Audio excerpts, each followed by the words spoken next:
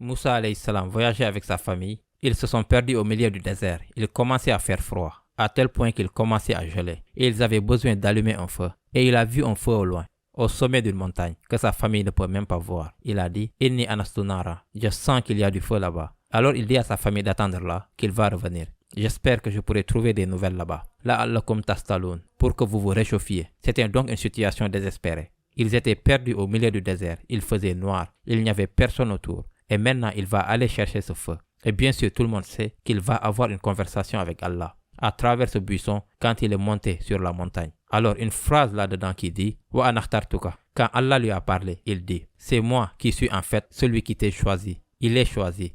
Et cela m'a juste interpellé. » Quand quelqu'un est choisi par une autorité supérieure, comme par exemple quelqu'un qui doit rencontrer le président, ou l'appel d'un roi, ou le principal de l'école vous appelle pour vous donner un prix ou quelque chose, cela est une cérémonie.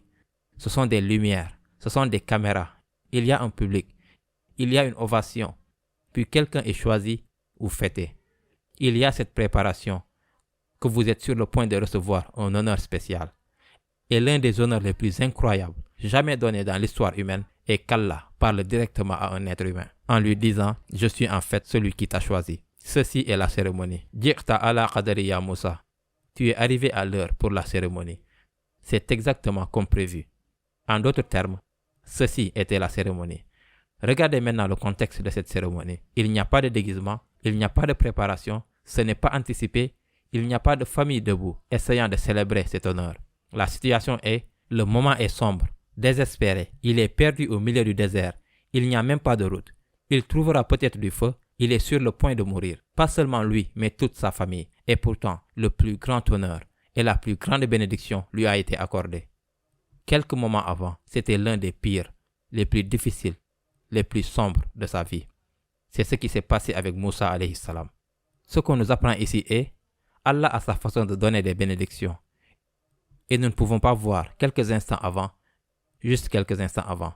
Moussa alayhi salam n'aurait pas pu imaginer que ceci sera le plus beau jour de sa vie. Il ne pouvait pas imaginer ça. Il imaginait, c'est l'un des pires jours de ma vie. C'est l'une des choses les plus difficiles que j'ai eu à affronter. Parce que vous savez, être inquiet pour soi est déjà assez difficile. Mais il s'inquiète aussi pour toute sa famille. Et au milieu de l'obscurité, certains des pires animaux habitent dans le désert. Et il les a laissés derrière. Et il fait de plus en plus froid. Et même s'il gravit la montagne, ce n'est pas comme s'il y avait du feu à coup sûr. Il devra descendre et retrouver son chemin pour retrouver sa famille d'une manière ou d'une autre. Ce n'est pas comme s'il y avait une route précise. Il pourrait facilement se perdre. Et ce n'est pas comme s'il y avait une route goudronnée vers la montagne. Donc une fois que vous montez, est-ce que je dois redescendre par ici ou par là? Ces pensées lui traversent l'esprit.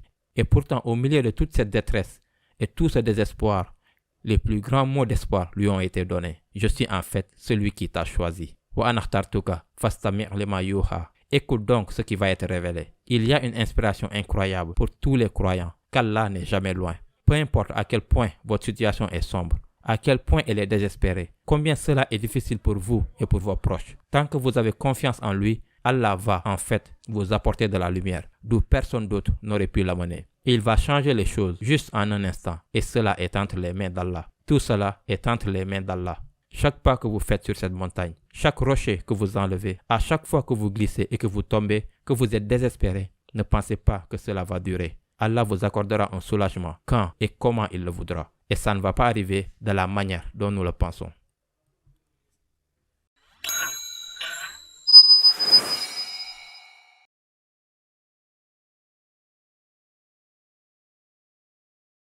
L'une des plus pécheresses personnes mentionnées dans le Coran, si ce n'est la pire des personnes, serait Pharaon, le pharaon. Je dis souvent en plaisantant, mais cela semble assez sérieux, Shaitan aurait voulu prendre son autographe.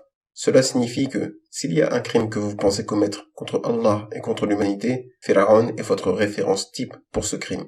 Et Pharaon, vous penseriez, il a accumulé tant de péchés, tant de meurtres, tant d'arrogance, il devrait être au point de non-retour. Il n'y avait aucun moyen pour que cette personne puisse se racheter. Il n'y a aucun moyen que cette personne ait une chance d'obtenir le pardon. Cette personne devrait juste être détruite. C'est tout ce qu'il mérite. Mais quand Allah a envoyé Moussa alayhi salam à Pharaon, il n'a pas envoyé Moussa alayhi salam à Pharaon pour détruire Pharaon ou pour le punir. En fait, Allah l'a envoyé à Pharaon pour faire un rappel à Pharaon. Et puis Allah a dit dans le sens du verset, puis parlez-lui gentiment, peut-être se rappellera-t-il de moi ou me craindra-t-il. لعله يتذكر أو يخشى. Peut-être qu'il sera affecté par ce rappel et il pourra même devenir une personne qui craint Allah. Vous pourriez penser que c'est injuste parce qu'une personne qui a littéralement tué des bébés, qui a asservi des nations, qui s'est déclaré lui-même être Dieu, une personne qui rassemble toutes les catégories des gens de l'enfer. Si vous checkez chaque catégorie, ce type est le candidat numéro 1 pour être le genre de personne qui devrait aller en enfer. Et Allah a dit à Moussa alayhi salam, après tous ces crimes, pendant des années et des années, à propos de ce vieil homme, au fait, Pharaon est un vieil homme. Donc ce n'est pas comme si on peut dire, oh, il est jeune, il peut changer. Non, il a passé toute sa vie à faire ce genre de choses. Et vous savez ce qu'on dit des personnes âgées? Ils sont ancrés dans leur manière de faire. C'est trop tard pour eux. Ils sont comme ils sont. Comment pourraient-ils changer? Et Allah dit à Moussa, alayhi salam, même lui, il y a une possibilité qu'il puisse bénéficier du rappel. Il pourrait devenir quelqu'un qui craint Allah. Même si nous savons comment se déroule l'histoire, ces mots sont importants, n'est-ce pas? Allah nous dit quelque chose non seulement sur Pharaon, mais sur les êtres humains. Vous auriez pu faire tous les types de péchés, tout type de mal, qui juste le fait d'en parler vous dérange. Vous en êtes si gêné que vous ne pouvez même pas en parler à quelqu'un. C'est tellement grave ce que vous avez fait. C'est tellement embarrassant. C'est tellement humiliant. Même dans votre fort intérieur, Shaitan vous a rendu si mauvais que vous avez même du mal à en parler avec Allah, à vous ouvrir à Allah sur ce sujet. Et même si vous le faites, au moment où vous commencez à vous entretenir avec Allah, vous vous dites, j'ai vraiment fait ça? Comment puis-je même parler à Allah? Pourquoi? J'ai l'air si stupide. Allah ne me pardonnera pas. Regardez ce que j'ai fait. Regardez quel genre de personne je suis. Et Allah Azza wa Jal ne permet pas. Non, il ne permet pas à un être humain de désespérer de lui. Il ne fait pas ça. Il n'a même pas permis cela à Pharaon.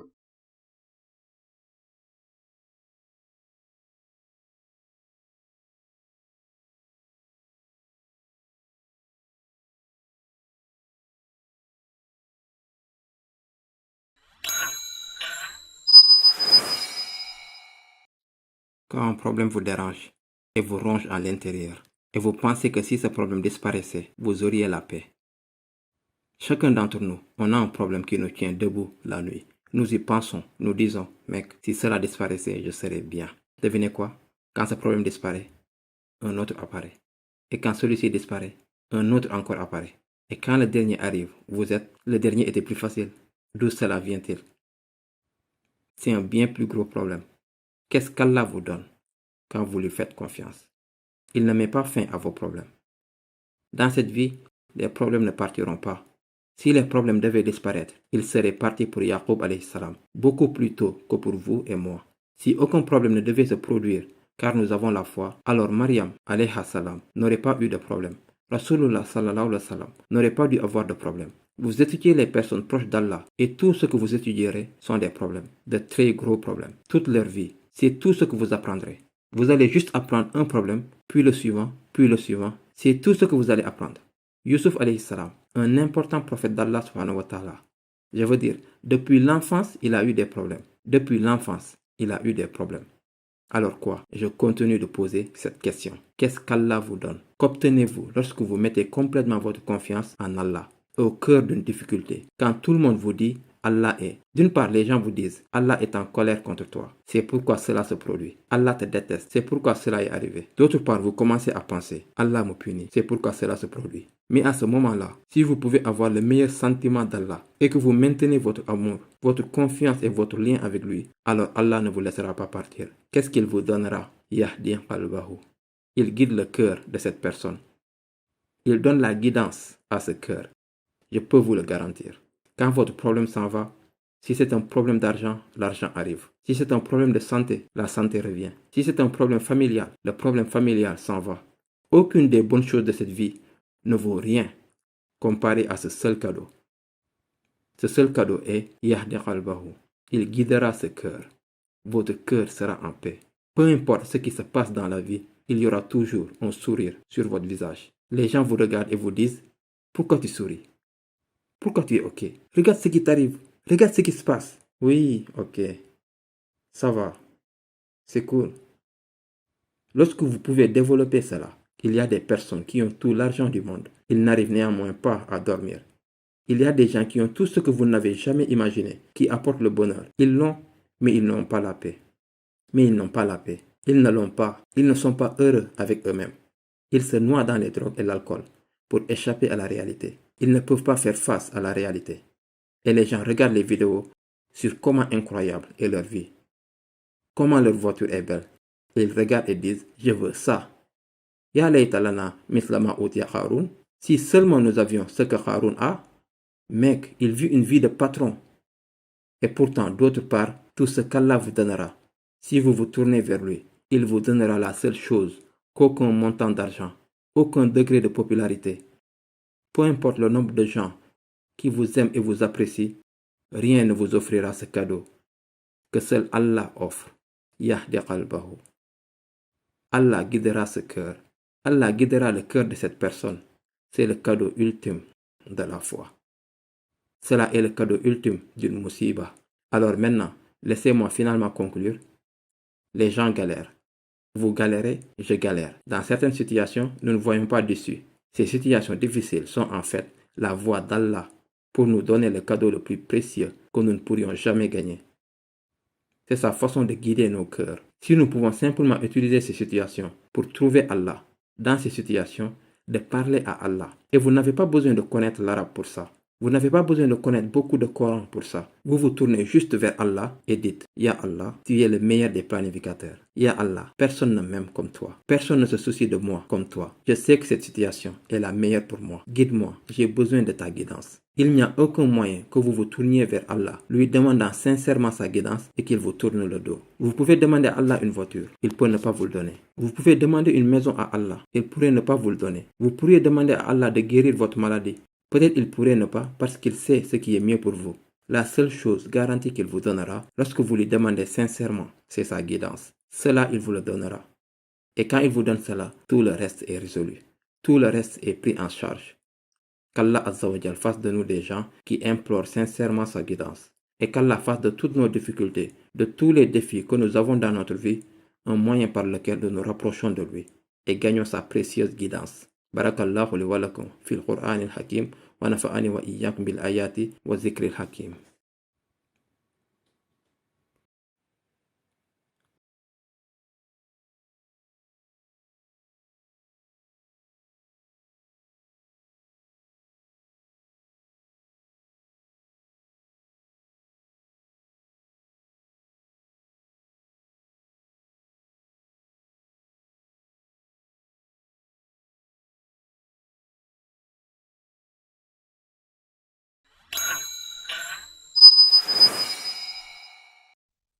Je me souviens de Rasulullah sallallahu alayhi wa sallam dans la sourate At-Tawbah pendant la bataille de Tabouk où Rasulullah il traversait une vallée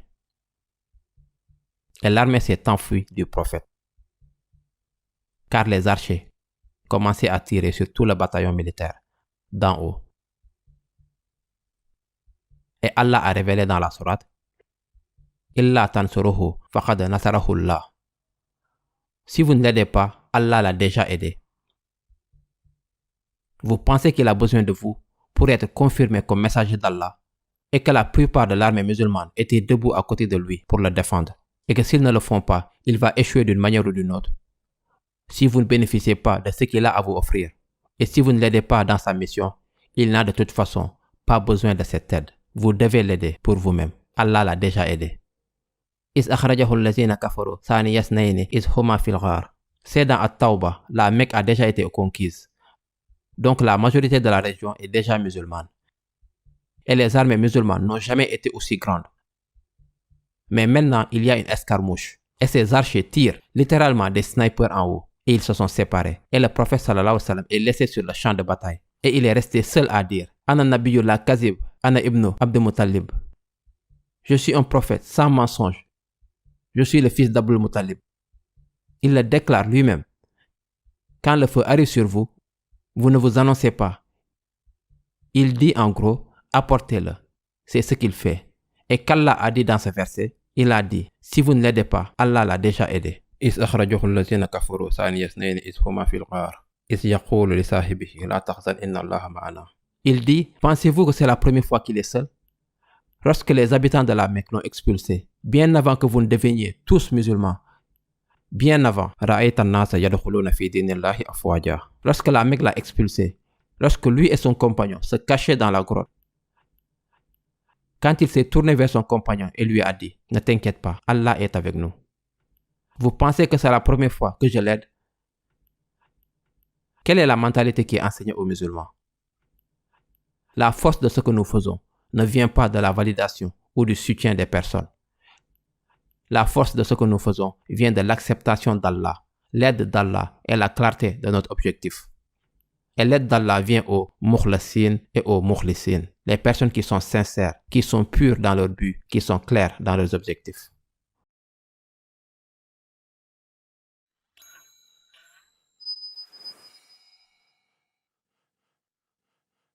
Allah nous dit dans le Coran, La yukallifullahu nafsan illa wus'aha. Allah n'impose à aucune âme une charge supérieure à sa capacité. Bien que cette ayat concerne la charia, Allah nous a donné une loi qu'il savait que nous pouvions appliquer. Elle représente également une sagesse plus profonde. À titre d'exemple, certaines personnes peuvent supporter facilement certains événements et d'autres ne peuvent pas supporter ces mêmes choses. Certaines personnes supportent très bien la chaleur et pour d'autres, c'est un supplice. Certaines personnes peuvent supporter un cours très long, d'autres sont dans le coma dès les 20 premières minutes. Ils n'arrivent pas à gérer cela. Il existe pour différentes personnes différents seuils de tolérance selon les circonstances. Certains parents peuvent ne pas être en mesure de faire face à la perte d'un enfant et d'autres parents peuvent avoir un seuil d'acceptation beaucoup plus élevé que d'autres pour cette douleur. Allah connaît chacune de nos forces et de nos faiblesses. Ainsi, nos épreuves dans la vie ne sont pas les mêmes, car Allah ne nous a pas donné à tous la même capacité de supporter toutes sortes d'épreuves. Mais sachez que quels que soient les tests qui se présentent à nous, nous sommes en mesure de les supporter. Arrivé à ce point, il y a une interrogation que l'on peut émettre ici. Et c'est, parfois il y a des gens qui subissent un test, mais qu'ils ne peuvent pas supporter. Par exemple, quelqu'un meurt d'une maladie. Le test était la maladie. Il ne pouvait pas supporter la maladie, alors il en est mort. Ou bien, quelqu'un a été jugé, et à la suite de ce procès, de cette épreuve, lui a donné une peine de mort à tort. C'est aussi une épreuve. Techniquement, il ne pouvait pas la supporter. Il a été tué. Alors, comment peut-on comprendre le verset qu'Allah n'éprouve personne sauf ce avec quoi elle est capable de supporter? Tout d'abord, premièrement, cela fait référence à la guidance d'Allah. Mais deuxièmement, surtout, le fait d'être en mesure de supporter une épreuve ne signifie pas que vous allez survivre à cette épreuve. En vérité, cela signifie que votre foi va survivre à cette épreuve. Et en fin de compte, c'est que peu importe l'épreuve qu'Allah a mis sur vous et moi, même si cela nous coûte la vie, Allah ne nous donnera jamais à vous et à moi une épreuve qui nous coûtera notre foi. Et c'est une considération importante, car pour beaucoup de personnes, ou certaines personnes, dès qu'une épreuve apparaît, elle devient la raison pour laquelle leur foi disparaît. J'ai tellement prié. Je suis même allé à la Umrah. J'ai même fait le Hajj. J'ai jeûné tant de Ramadan. Je gagne de l'argent halal. Je suis resté loin du haram. Et regardez ce qu'Allah m'a fait. J'en ai assez. C'est terminé pour moi. À quoi sert tout ça? En d'autres termes, cette épreuve devient une excuse pour qu'ils disent « Je ne suis pas né pour vivre ça ». Et par conséquent, leur foi est compromise. Allah dit que ce n'est pas une justification. Vous ne subirez jamais d'épreuve qui vous justifiera le fait de perdre la foi. Et Allah le sait. Il y a pour certaines personnes des épreuves qui finiront par leur faire perdre la foi. Ils n'ont pas la capacité de s'accrocher à leur foi à cause de cela. Alors Allah ne les placera pas dans cette épreuve. Il ne leur donnera pas d'épreuve qu'il sait qu'ils ne pourront pas supporter.